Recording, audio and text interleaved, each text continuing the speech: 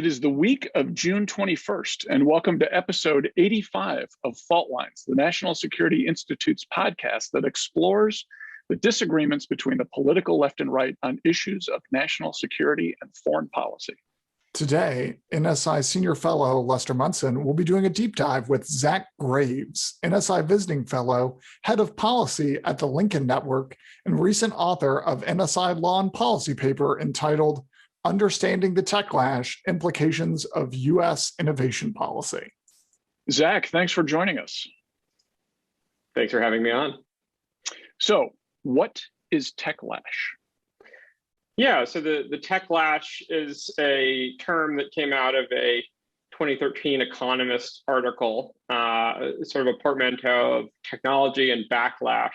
And they, all the way back in 2013, had a pretty good prediction that, the big tech companies would be demonized, just like the, big oil and other, big corporations that are in the sort of public demonology.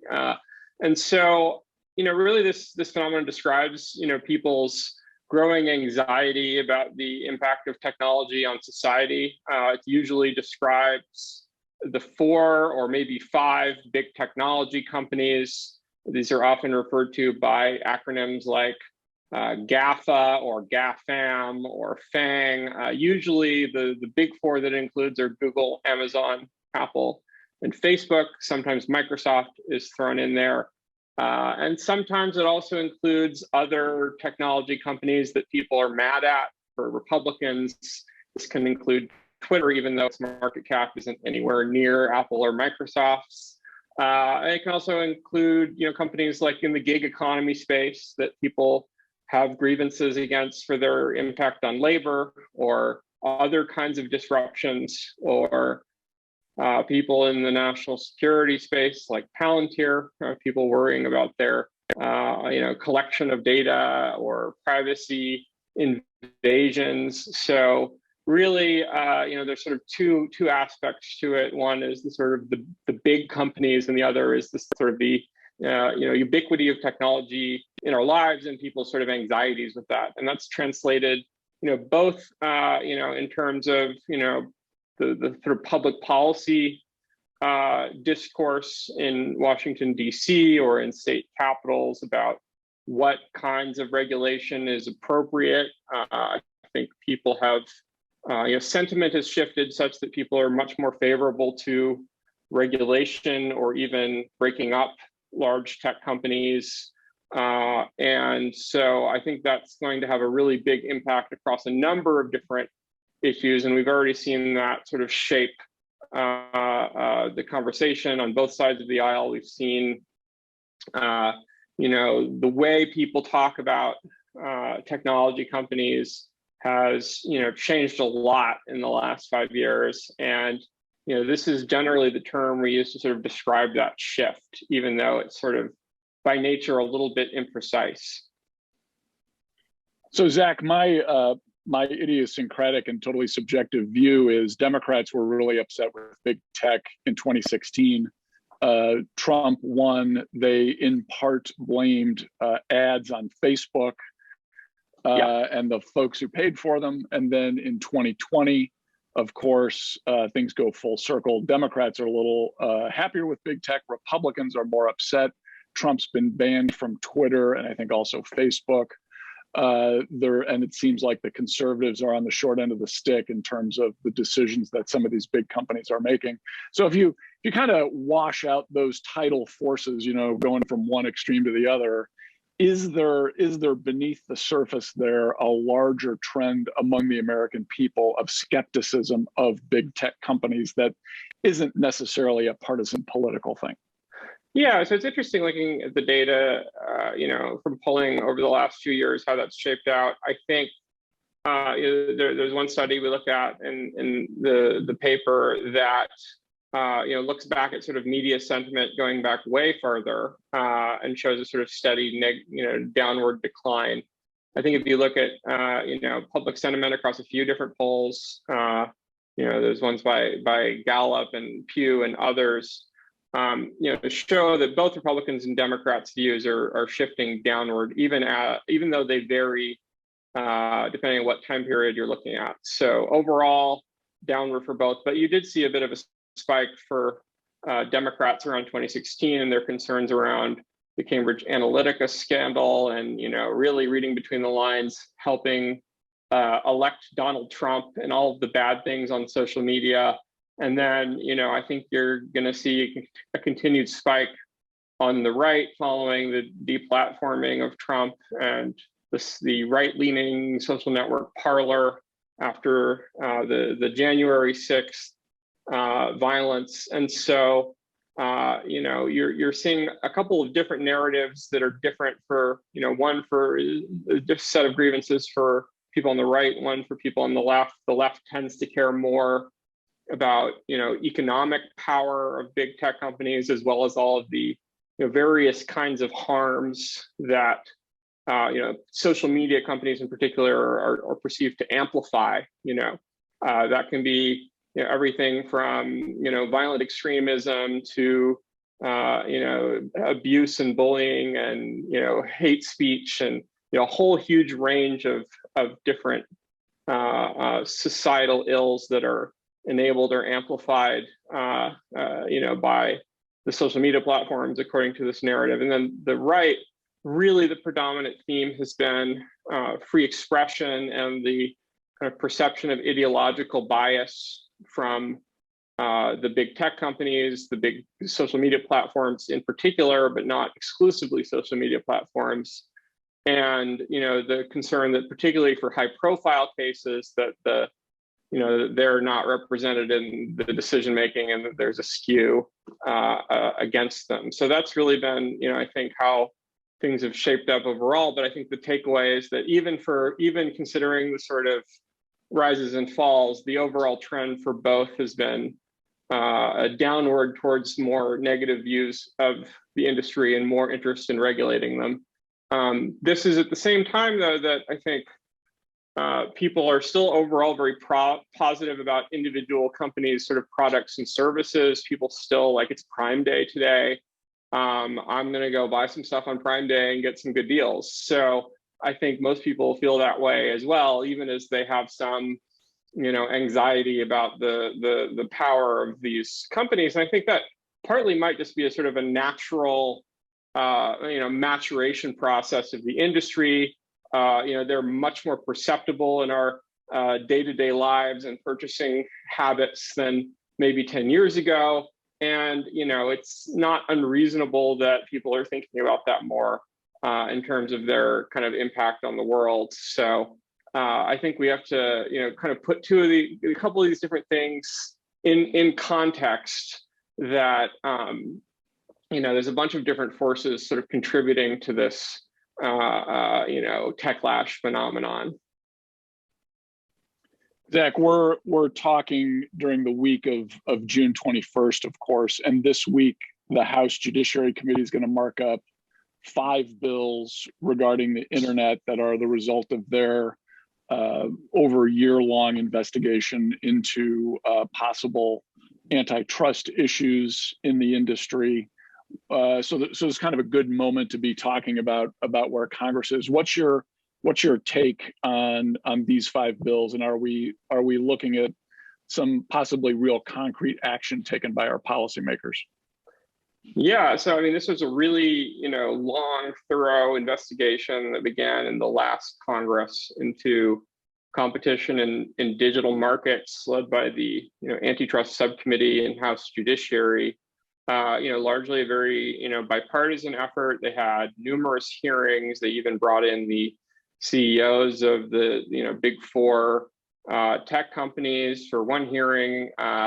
They interviewed a lot of different expert stakeholders and did document requests and did the kind of work that Congress used to do a lot more of. It resulted in a 450 some page report from the majority and a smaller kind of report from the minority, although there were some important areas of common ground between them. And I think this is a really important thing for Congress to be doing when it's particularly looking at a sector of the economy that's literally all of the top biggest American companies. It could have a huge impact on America's sort of innovation ecosystem and global competitiveness. And so I think they're right to take their time and be deliberate in trying to understand the space.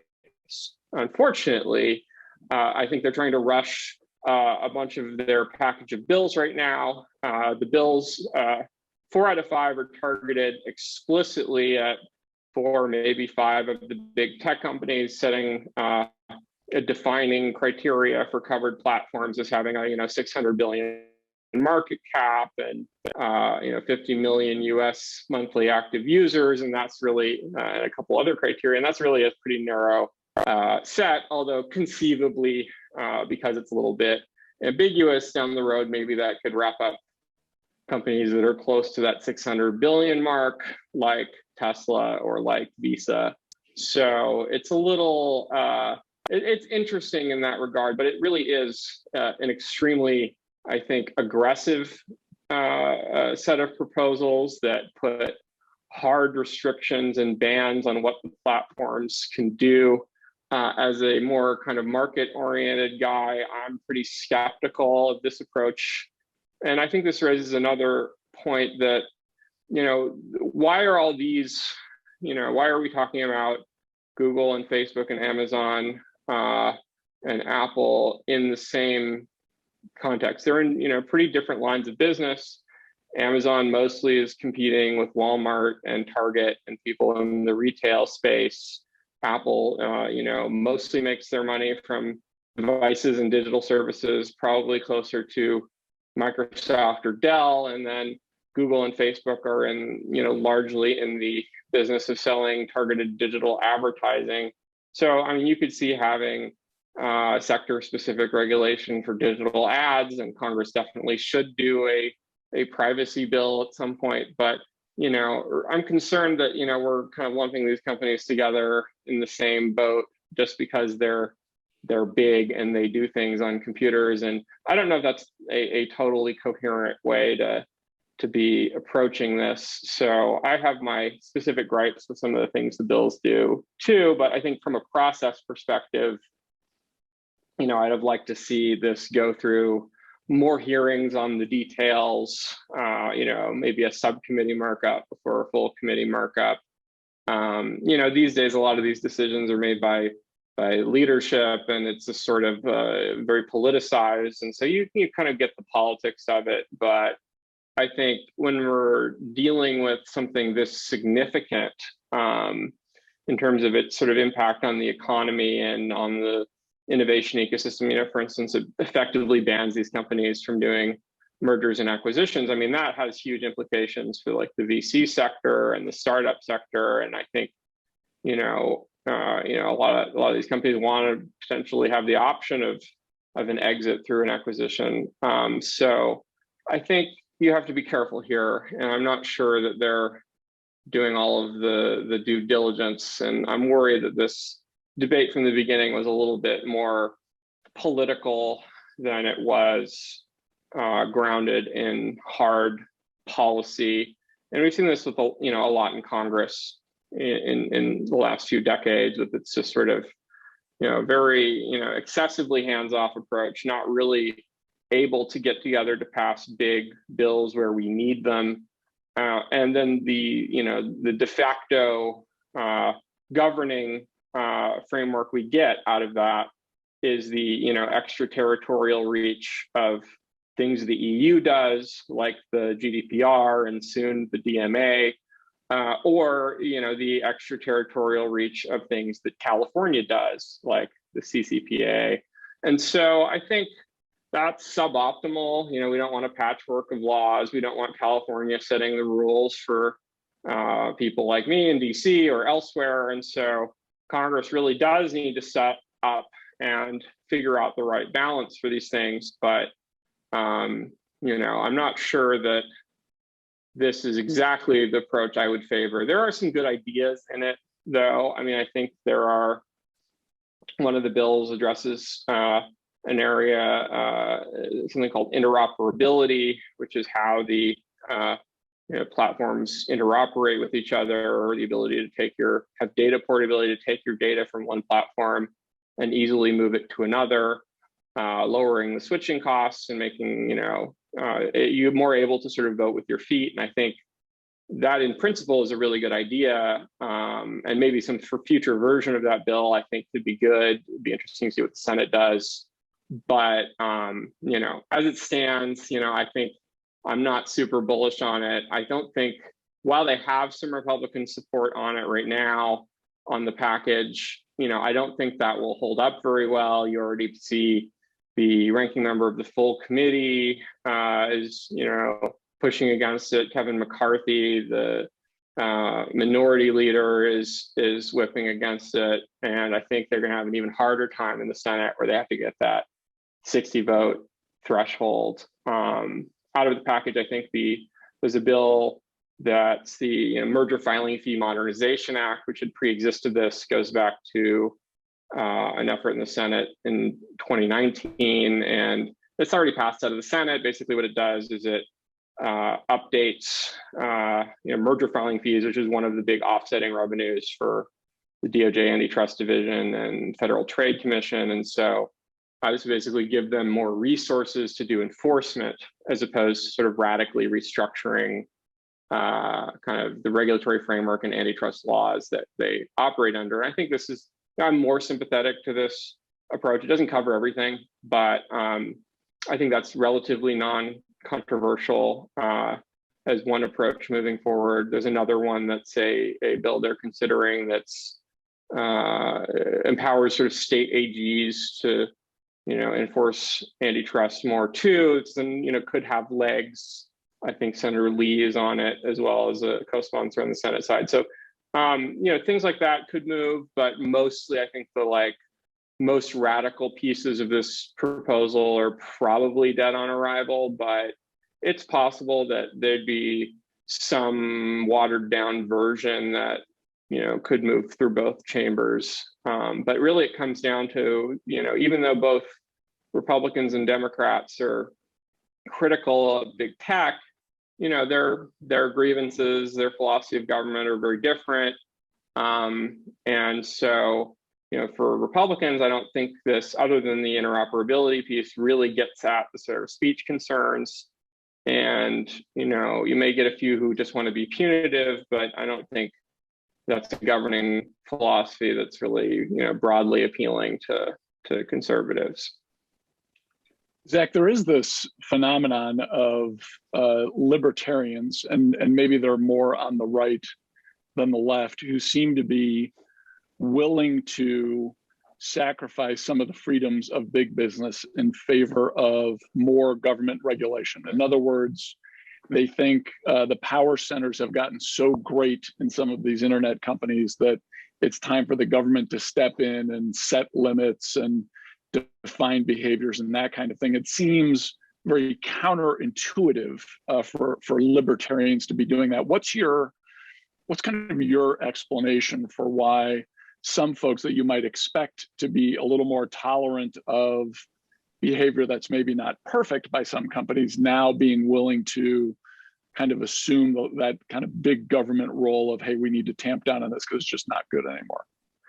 Yeah, I mean, a few points on that. I mean, one, I think libertarians, love nothing more than disagreeing with other libertarians. So on some big pieces of this debate, you have the Ron Paul and Mises Institute crowd saying we should just abolish Section 230, which is one of the key governing statutes related to liability shield for user-generated content.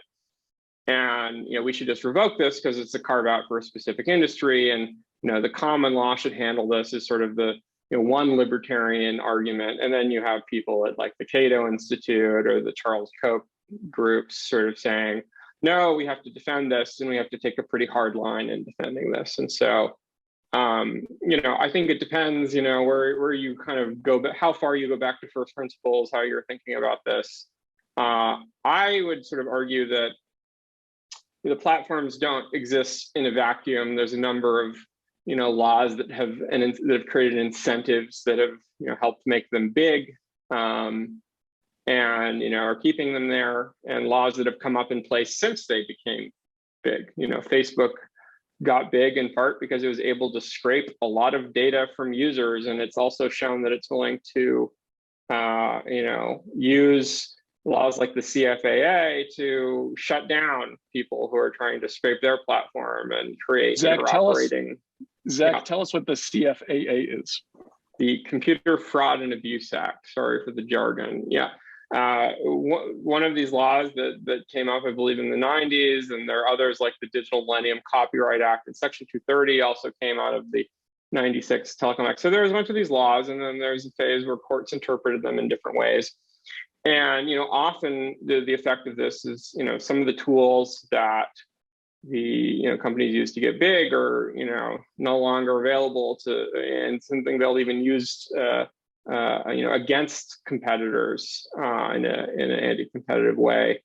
So I mean, there's this saying that Cory Doctorow at EFF says that every pirate wants to become an admiral, and I think you see that effect a little bit with some of the companies. Steve Jobs used to hang out with Steve Wozniak and hack phone systems, and Apple has also turned out to be one of the most aggressive companies pushing against jailbreaking at the Copyright Office and using some of these laws to enforce against people that want to tinker with their products. And so again, we're not operating in a total regulatory vacuum. Tech is probably headed towards being some kind of a regulated industry. So really the conversation is probably more appropriate to, what kind of regulation is appropriate, what won't have bad unintended consequences for the, next trillion-dollar American tech company that comes around. We don't want to create a situation where we're creating a moat around them through the process of regulating them. And I think that's a real risk. And something that, particularly when the conversation in Congress is driven by trade groups representing sort of the bigger companies, and the smaller and medium-sized ones are less present in those debates. And so I think a Facebook could live with a lot more compliance costs, or hiring tens of thousands of people in a moderation center in India to handle their legal obligations, which would create a huge barrier to potentially a competitor coming in. And so I think we have to be really careful about that as we're having this kind of policy conversation. But I think we're also not in a space where a pure kind of libertarian, internet exceptionalism is going to be the rule. I think that we're seeing, just because of the geopolitical environment we're in for tech, we have to have some kind of government role, or else we'll be just catering to what the EU says, right? So, or what, getting outcompeted by Chinese apps that we have less visibility in, which raises a whole other set of national security and privacy concerns. And, so I think we need some government role. I think it should be a role that's relatively light touch and prioritizes, competition and innovation. But I don't think this is a hands-off moment for Congress. And it's actually better for industry if they come in and set ground rules for privacy and for cybersecurity and for other things, because otherwise California will do it, the EU will do it. So, Zach, let's talk a little bit about Section 230, which you mentioned earlier. Section 230 is the part of the Communications Act that protects internet providers from the liability that might be associated with content put onto the platform by their users, right? And so it kind of opens up the possibility that anyone could post almost anything on certain of these platforms, and that platform won't be liable for whatever damage may be caused by that. The President Trump tried to repeal Section 230. He did it in kind of a weird way last year, where he vetoed the NDAA, the National Defense Authorization Act, because it didn't have the repeal in it. And Congress responded immediately by overturning his veto and making the NDAA law anyway. So he vetoed the one bill that has overwhelming bipartisan support every year that Congress is guaranteed to do. Probably not the legislative strategy I would have chosen. Yeah, it's possible that he didn't get great advice there at the very end of the term. You know, before that, it seemed like everything was going pretty well, but there at the end, he seems to admit, no, I'm kind of joking. But in any event, what's the pulling that out? So, what's the status of thinking by serious policymakers on Section 230 right now? Yeah, so the conversation, as you alluded to, has been like super politicized. You know, the left wants to get at this largely to address all of the bad things that they see happening on social platforms, and they kind of want to deputize the platforms through a liability mechanism to make them more harsh sort of enforcers against some of this kinds of content. In that regard, there's also some overlap with the more hawkish, national security minded people on the right, like Senator Lindsey Graham has done some bills related to this. You know, they really want to, you know, encourage platforms to push off the terrorist content and, you know, things like that, right? So, and there are, in fact, lots of bad things that happen on social platforms. Content moderation is an inherently very difficult thing to do and get right. It's been something that they've had, you know, a pretty hard time creating algorithms to handle. And, you know, earlier in the Facebook history, you know, they run into all kinds of problems with this, and they've run into problems internationally.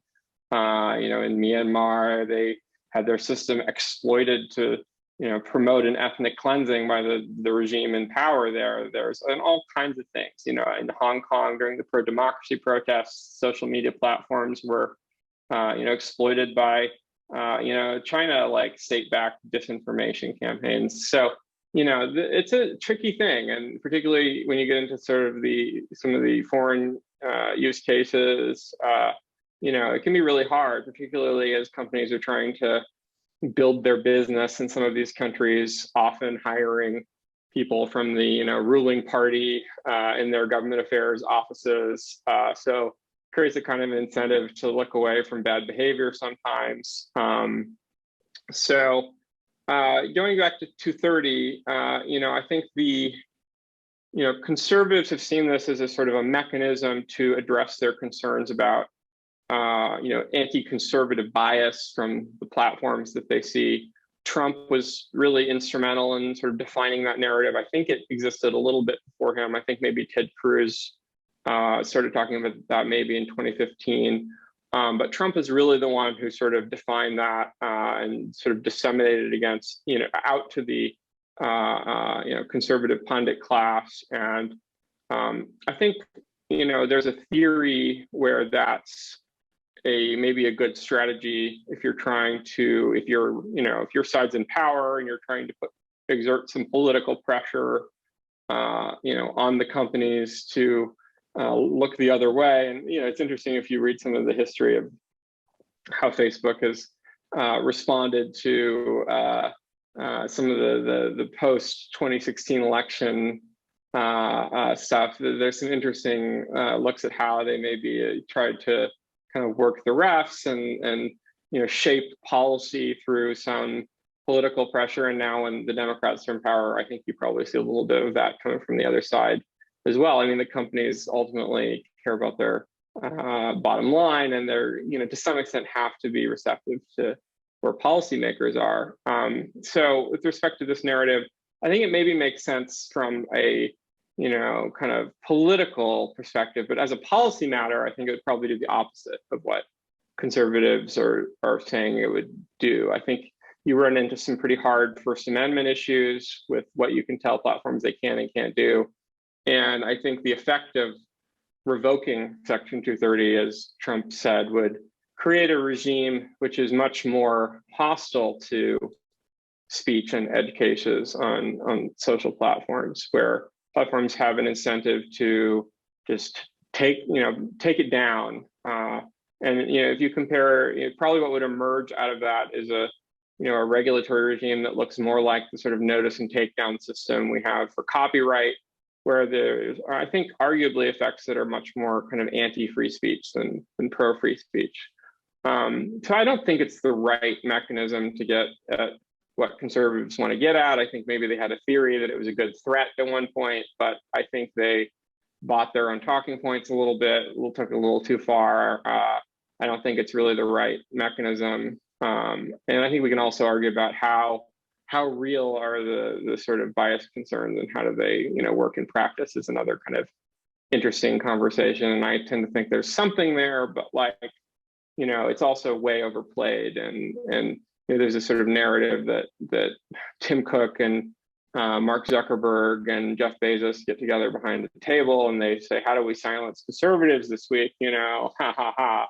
And I don't think that's really right. I think it's closer to reality is that the companies, largely exist in the West Coast, which is much more left-leaning. The engineering class that comes out of university out there are even more left-leaning. And so what you get is the sort of pressures that companies are under to do things in high-profile cases tend to be more from the left than they tend to be from the right. You see some kind of left activist groups doing organizing among employees to do different things.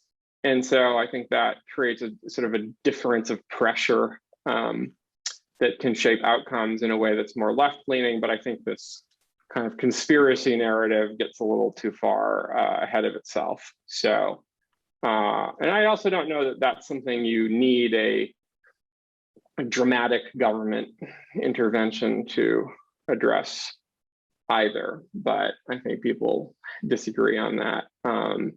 So as far as where the discourse is on 230, I think, my view is not to be kind of absolutist about it. I think there are,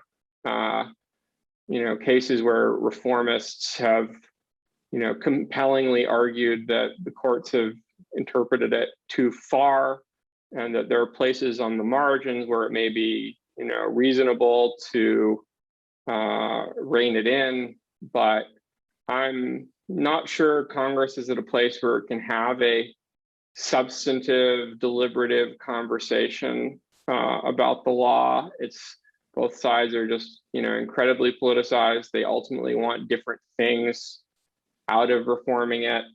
I've suggested that, Congress should kind of create a congressional commission to go deeper on it and normalize the discourse, normalize the debate a little bit, get into the details a bit, and then make recommendations that could, go towards a reform vehicle. But, my bias would be to do nothing rather than to have a bill that, is as politicized as the conversation is right now.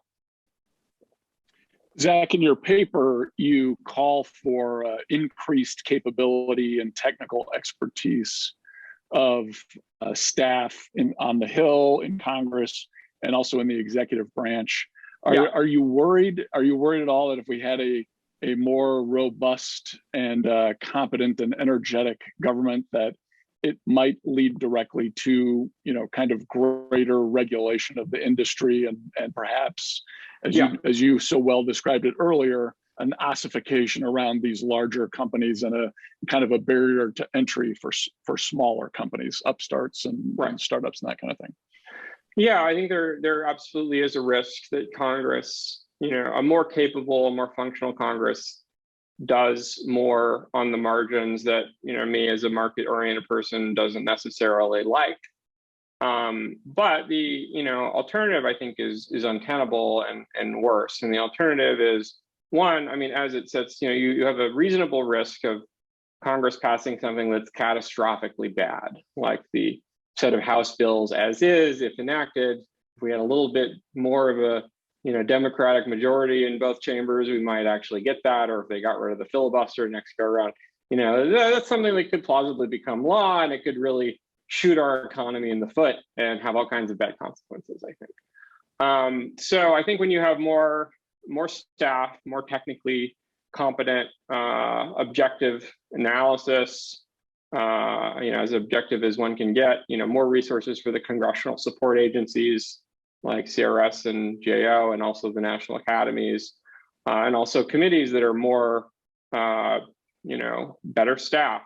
Committees used to be, they're about 40% smaller than they were in the early 90s. There was a big decline from the sort of committee era of Congress up to the 1970s and until today, where things are much more, done in leadership offices, and they have fewer hearings and fewer big, long reports like, to their credit, the House Judiciary Committee did and went through that process. But it's a muscle that they need to flex more, and having more staff resources would do that. And otherwise, I think that often gets delegated to executive agencies, which may or may not do things that conservatives like. I think one of the problems with the House Judiciary package of bills is it puts a lot of burden on agencies like FTC and DOJ to work out a lot of the hard details that I think Congress, really, if you have a kind of Article 1 view of Congress's role, that they're the first branch, that they need to be the direct point of interface between the people who elect them and making decisions about trade-offs, because regulations inherently have significant trade-offs to them, and there's no way around that. And so they need to have the expertise to know what those trade-offs are, and to be in a place to make decisions about them rather than just blaming what the agencies do. And so that's why I would say it's worth the risk that they do a little bit more on the margins, trading off for them not doing catastrophically bad things, and also standing up to regulation from the states and from the Europeans. And so I think that's something that is going to produce more kind of conservative outcomes in the long run, even though it's sort of counterintuitive that you're putting more money in government to have a sort of something that looks like a technocratic decision-making body. But it's not really technocratic in the sense that like an agency bureaucracy is, because the advice exists, the expertise there exists to serve people who are elected, and you can throw the bums out if you don't like them. And that's completely different from the Federal Trade Commission. All right, last question from me, Zach, and then I'm going to let Grant ask you a smart question. The right to petition your government, of course, is guaranteed in the Constitution, in the Bill of Rights. But in your paper, you call for more disclosure of lobbying and advocacy efforts. Are you at all worried that this limitation on a constitutional right could actually benefit the bigger players who would be able to pay for that kind of disclosure vis-a-vis the smaller players who would have a little more trouble getting over that hurdle? I'd be curious what you mean about the ability to pay between big and small. But first, I'll respond that, we already have a lot of transparency disclosure regimes in place. We have the Lobbying Disclosure Act, we have FARA, we have truth and testimony forms, and rules that are sort of specific to each chamber of Congress, or that the executive branch sets for lobbying senior officials.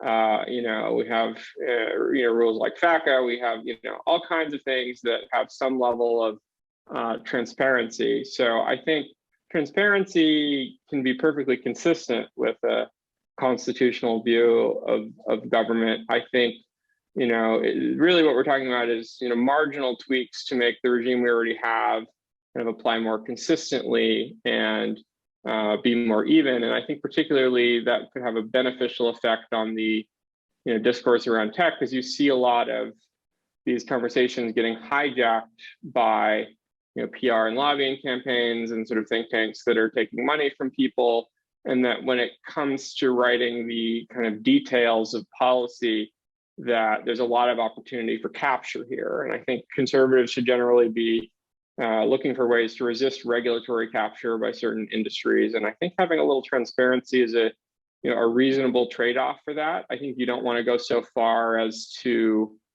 get into kind of individual political donors and all of the things around that. But when you're talking about very large corporations spending more money than anyone else on lobbying, and getting them to add a little more detail about what they're spending on, I think is within reason. Fair enough. Grant, last question. Great. Zach, thanks so much for sharing all your thoughts on this. I just want to zoom out a bit, because Techlash and the issues between technology and populations isn't just an issue here in the US. The EU has done a variety of things on privacy, has been pushing back against Google, Apple, and others on taxes. Australia has been doing some things at the edges of social media and traditional media. And places like Thailand have created, rules around speech online that could be seen as throttling for most companies. Do you think that these various techlashes are going to lead to a broken up or balkanized internet? Or do you think if the US and EU come together, we can really perpetuate a more Western view of a open and free internet? Yeah, it's a tricky question. I mean, obviously the trend has been towards more balkanization. There's been a lot more, data localization laws, particularly in more authoritarian countries like Russia or China. I'd like to see the US and the EU come together. I think the more pressing, most of the stuff we're talking about in this, Techlash debate, as I think Jamil put it in a podcast I was listening to the other day, is that it's mostly small ball stuff. Like mostly it's marginal, things that are blown out of proportion. The bigger issue is sort of geopolitics of opposing, China and its sort of state-run, state-backed champions, and I think they pose some like really significant risks. And it's stuff that we need to be rethinking our institutions, our kind of R&D investment strategy, and also our kind of rivalry with the EU that's been there for a while, and they have a kind of a protectionist interest in going after the American companies. I think in many ways the sort of House package of bills from on antitrust are largely kind of analogs to the EU proposals and their approach to governing. I think that that's probably not the right path forward here, and that we need to recognize there is a need for some regulations and some interventions here and there, but I don't think we need to be so drastic as to breaking up the companies or severely restricting their economic activity. I think that'll put us at a strategic disadvantage, and I think we do need to come together with other countries with shared values and think about how tech can be used to export kind of small L liberal values to the world, which is I think how we really largely saw it in the 90s and the early 2000s. And when we're coming in to do business in a country like China, we see the internet as a force for good and a force for liberalization. I don't know that argument is as plausible anymore. We maybe need to rethink that a little bit, particularly given the leverage that companies like China have over American companies like Microsoft or Apple. There was some interesting reporting on that recently with censor and Microsoft under a lot of pressure to censor LinkedIn and censoring kind of tank man images on the Tiananmen Square anniversary for users in the US. I think it was accidental, but it shows that the kind of pressure they're under, or China, or sort of for Apple, which has been forced to store, kind of iCloud data for mainland China users on state-owned telecom servers, and maybe under kind of different technical standards, different hardware security modules that could have potential for kind of technical access from the government. And so I think we have to be really careful as the sort of tech goes global, that it continues to sort of push American values rather than sort of balkanize or sort of even import the values and processes of more kind of illiberal places. Zach, are we able to do that without really changing the profit incentive for companies like Google, Apple, Microsoft, because of just how lucrative the Chinese market can be for these players? Yeah, I think Apple is making $60 billion a year in mainland. Others want to kind of get into it. It's a huge temptation, and you see other sectors that China is not afraid of using its leverage, right? And in the tech context, that can mean exposing dissidents or the communications of U.S. users, whether they're doing missionary work or other kind of human rights work. You also see this in the context of shaping the movie industry, for instance, right? And how Chinese characters or China is portrayed in movies, from companies like Disney. Even the media industry has a lot of business dealings in China. You have the NBA famously got into its sort of controversy over, I think, Hong Kong and some other various incidents. So this is a real problem, and this is a problem that we need a more muscular foreign policy from the White House. We need probably some kind of coherent policy framework from Congress, and that's something that probably just isn't hands off, right? That's a wrap. As always, Fault Lines is produced by the National Security Institute. Find out more about the Institute and upcoming events at nationalsecurity.gmu.edu. If you have any topics you'd like us to cover in the future, please send us an email at nsi@gmu.edu or tweet us at MasonNatSec. If you like what we're doing here, please be sure to rate, review, and subscribe so that more people can find our show. We'd like to thank Claude Jennings for editing, Lester Munson for hosting, and Grant Haver for producing and directing. Join us next week for another provocative conversation and further analysis of national security's fault lines.